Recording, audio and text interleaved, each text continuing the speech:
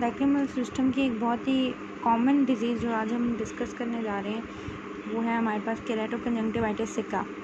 इसको हम बहुत फॉर आर कन्वीनियंस हम इसका नाम याद रख सकते हैं ड्राई आई के नाम से, ठीक है, ड्राई आई, ठीक है। तो डेफिनेशन देख लेते हैं। Keratoconjunctivitis sicca is a clinical condition where aqueous tear production is insufficient to maintain normal tear film, ठीक है। तो जो मतलब ऐसे समझ लें कि टीयर प्रोडक्शन जो है वो इनसफिशिएंट है और प्रॉपर टीयर प्रोडक्शन जो है वो नहीं हो पा रही है, और फिर हमें पता है कि टीयर प्रोडक्शन अगर नहीं हो पाएगी तो कॉर्निया की सरफेस जो है वो ड्राई हो जाएगी। उससे रिलेटेड जितने भी सारे फंक्शंस हैं लैक्रिमल सिस्टम के वो सारे हिंडर होंगे, ठीक है। तो वो सारे मिलकर सारे जो हैं इस डिज़ीज़ के क्लिनिकल फीचर्स को बना रहे होते हैं, ठीक है। वो will be focusing on them later on, ठीक है। अभी हम बात कर लेते हैं एटियोलॉजी की। तो एटियोलॉजी जो है बेसिकली 3 किस्म की कैटेगरीज़ हैं एटियोलॉजी की।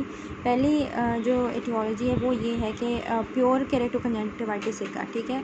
इसमें क्या हो जाता है कि सिर्फ लैक्रिमल ग्लैंड जो है वो इटसेल्फ लैक्रिमल ग्लैंड सिर्फ इन्वॉल्व होगा, ठीक है। और इसमें आगे हम देख लेते हैं कि क्या क्या वजूहात हो सकती हैं इसकी। अच्छा जी, तो पहले जो इसमें पॉइंट आ रहा है वो आ रहा है कंजेनिटल ए लैक्रिमा। तो मतलब कंजेनिटली कोई मसला हो गया है जिसकी वजह से ये प्रोडक्शन हो ही नहीं रही, ठीक है। उसके बाद सेकंड पॉइंट आता है हमारे पास डीनर्वेशन हाइपोसिक्रीशन, जिसकी एक वजह हो सकती है कि भाई सर्जरी ऑन ट्राइजेमिनल गैंग्लियन। तो हमें पता है कि ट्राइजेमिनल नर्व जो है वो इसको जो हमारे पास लैक्रिमल सिस्टम है इसको इनर्वेट कर रही होती है। तो अगर डेफिनेटली अगर ट्राइजेमिनल गैंग्लियन डिस्टर्ब हो जाएगा, उसकी इनर्वेशन डिस्टर्ब हो जाएगी, तो डेफिनेटली फिर हाइपोसिक्रीशन हो जाएगी। इसको हम कहेंगे डीनर्वेशन हाइपोसिक्रेशन, ठीक हो गया। उसके बाद और ये भी फर्स्ट कैटेगरी में आएगा, सही है। उसके बाद जो एक और रीज़न हो सकता है इडियोपैथिक हो सकता है, यानी हमें समझ ही नहीं आती कि रीज़न है क्या, ठीक है। तो उसको हम कह देंगे कि भाई इडियोपैथिक हाइपोसिक्रेशन हो रही है, ठीक है। सेकंड कैटेगरी हमारे पास आती है प्राइमरी शॉगरेन सिंड्रोम, ठीक है। तो जो केराटोकंजंक्टिवाइटिस सिका associated with dry mouth xerostomia, ठीक है। हमें पता है कि जो शॉगरेन सिंड्रोम है basically that is an auto immune disease और एसोसिएटेड है हर किस्म की ड्राइनेस के साथ, है ना। तो सिर्फ आइज़ की ड्राइनेस नहीं होगी, it will be accompanied by mouth dryness is well, ठीक है। अब बात करते हैं थर्ड कैटेगरी। तो थर्ड कैटेगरी एटियोलॉजी की जो थर्ड कैटेगरी है उसमें आ जाते हैं हमारे पास सेकेंडरी शॉगरेन सिंड्रोम, ठीक है। अब जो केराटोकंजंक्टिवाइटिस सिका एसोसिएटेड with systemic disease, ठीक है, which involves lacrimal gland and causes conjunctival scarring. Its causes include trauma हो सकता है, ठीक है, जिसमें केमिकल थर्मल या रेडिएशन से हो सकता है ट्रॉमा, ठीक है। उसके बाद इन्फेक्शन हो सकता है जैसे ट्रैकोमा, ठीक है। उसके बाद इन्फ्लेमेशन हो सकती है सार्कोइडोसिस और थायराइड ऑप्थेल्मोपैथी, ठीक है।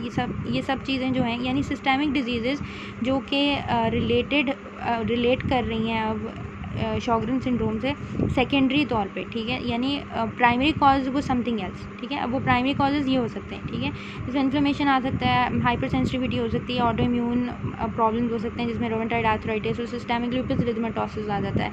उसके बाद हमारे पास ट्यूमर्स हो सकते हैं, ठीक है। फिर सेकेंडरीज में हमारे पास ल्यूकीमिया और लिम्फोमा आ जाता है, ठीक है। अब बात आती है हमारे पास क्लिनिकल फीचर्स की, ठीक है। तो जब हम क्लिनिकल फीचर्स की बात करने लगे हैं तो हमारे पास हमारे दिमाग में ऑटोमेटिकली सबसे पहले फंक्शंस आने चाहिए लैक्रिमल सिस्टम के, ठीक है। तो लैक्रिमल सिस्टम के जितने भी फंक्शंस हैं वो सारे इसमें डिटेरियोरेट होंगे एक केराटोकंजंक्टिवाइटिस सिका में। क्योंकि हमने कहा कि भाई हमारे पास एडिक्वेट प्रोडक्शन ऑफ जो टीयर प्रोडक्शन है हमारे पास वो एडिक्वेट नहीं हो रही, ठीक है। तो वो प्रोडक्शन ना होने की वजह से जो लैक्रिमल सिस्टम के सारे फंक्शन हैं वो सब डिटेरियोरेट होने चाहिए। तो मेन फंक्शंस क्या हैं बेसिकली, जो कॉर्निया है वो स्मूथ रहता है, ठीक है। जो हमारे पास लैक्रिमल सिस्टम है दैट इज़ रिस्पॉन्सिबल के इस काम के लिए कि कॉर्निया स्मूथ रहे, कॉर्निया का सरफेस स्मूथ रहे और प्रिवेंट करता है कॉर्निया के ड्राई होने को, ठीक है। उसकी ट्रांसपेरेंसी को मेंटेन करता है। फिर ऑक्सीजन सप्लाई करता है कॉर्नियल एपिथेलियम को, अलॉन्ग विद दैट इन्फेक्शन को प्रिवेंट करता है, ठीक है, क्योंकि एंटी माइक्रोबियल सिस्टम भी प्रेजेंट होता है साथ इसके।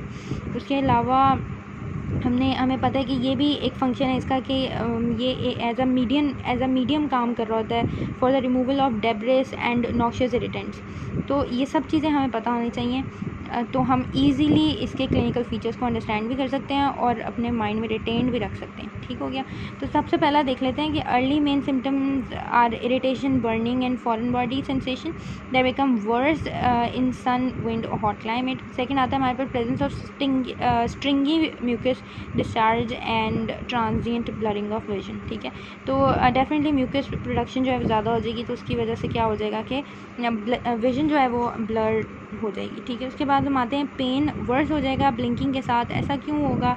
क्योंकि कॉर्नियल एपिथेलियल फिलामेंट्स जो है उनकी डेवलपमेंट स्टार्ट हो जाएगी। अब ये फिलामेंट्स क्या होते हैं? बेसिकली डीजेनरेटेड एपिथेलियल सेल्स होते हैं और म्यूकस होता है। ठीक है, और ये फिलामेंट्स बना देंगे जो कि फिर हमें पता है कि कॉर्निया को स्मूथ नहीं रहने देंगे, उसकी ट्रांसपेरेंसी को इफेक्ट करेंगे। ठीक है, epithelial cells, degenerated epithelial cells क्यों आ रहे हैं? क्योंकि हमने कहा था कि भाई एपिथेलियल सेल्स जो है उनको ऑक्सीजन कौन प्रोवाइड कर रहा था?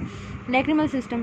तो अब वो जो है टीयर प्रोडक्शन ही नहीं हो रही, तो वो एपिथेलियल सेल की डीजनरेशन तो इनएविटेबल है। ठीक है, तो ये सारे मिलके फिलामेंट्स की जनरेशन करेंगे, जिसकी वजह से जो है रफ़ हो जाएगा, कॉर्निया स्मूथ नहीं रहेगा और फिर पेन जो है वो ब्लिंकिंग के साथ वर्स हो जाएगा और एग्रावेट होगा। ठीक है, उसके बाद एग्जामिनेशंस पे हमें क्या साइंस नज़र आएंगे, तो वो हमें जो है ये साइंस में पता होने चाहिए, can be asked in questions.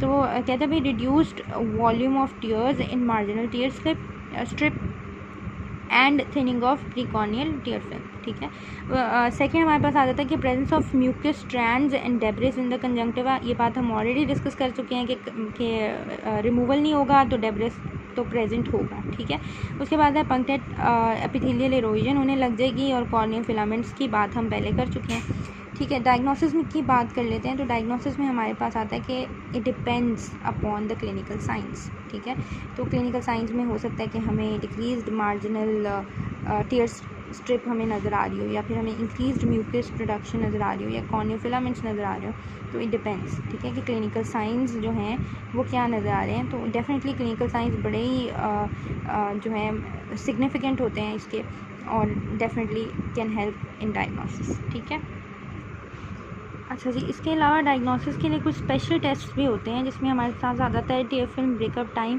तो tear film breakup time test के लिए हम क्या करते हैं कि हम फ्लोरोसिन ऐड करते हैं आइज़ के अंदर, और हम पेशेंट को मना करते हैं कि उसने ब्लिंक नहीं करना।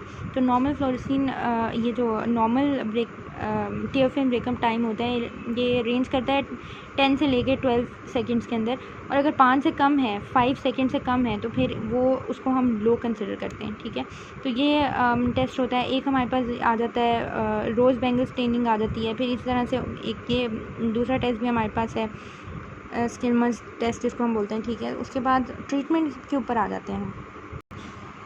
अच्छा, ट्रीटमेंट की सबसे जो मेन स्टे ट्रीटमेंट है, वो मेन स्टे ऑफ ट्रीटमेंट जो है वो हमारे पास होती है टीयर सब्स्टिट्यूशन। ठीक है, इसके अंदर इसमें हम आर्टिफिशियल टीयर्स जो हैं वो यूज़ करते हैं, और बनते कैसे हैं, मतलब सब्स्टिट्यूट्स होते हैं, ये किसके बने हुए होते हैं। सेलुलर डेरिवेटिव्स यूज़ हो सकते हैं, पॉलीविनाइल अल्कोहल यूज़ हो सकता है, पेट्रोलियम मिनरल एग्जांपल ये जेल वगैरह यूज़ हो सकते हैं। ठीक है, उसके बाद म्यूकोलिटिक जो एजेंट्स हैं वो यूज़ हो सकते हैं। म्यूकस की जब ये ब्रेक डाउन करेंगे तो डेफिनेटली ये टीयर विस्कोसिटी को कम करने में हेल्प करेंगे। ठीक है, और फिर कॉरस्पॉन्डिंगली उसकी विजुअल जो एक्यूटी है आएगी वो बेहतर हो जाएगी। ठीक है, उसके बाद टॉपिकल रेटिनॉइड्स यूज़ कर सकते हैं। ठीक है, उसके बाद रिडक्शन ऑफ टीयर ड्रेनेज और सर्जरी कर सकते हैं। ठीक है, और सर्जरी में क्या हम करते हैं बेसिकली कि हम पैरोटिड डक्ट जो है उसको ट्रांसप्लांट कर देते हैं कंजंक्टिवा में। ठीक है, ताकि जो लैक्रिमा है वो टू सम एक्सटेंट ट्रीट हो जाए। ठीक है,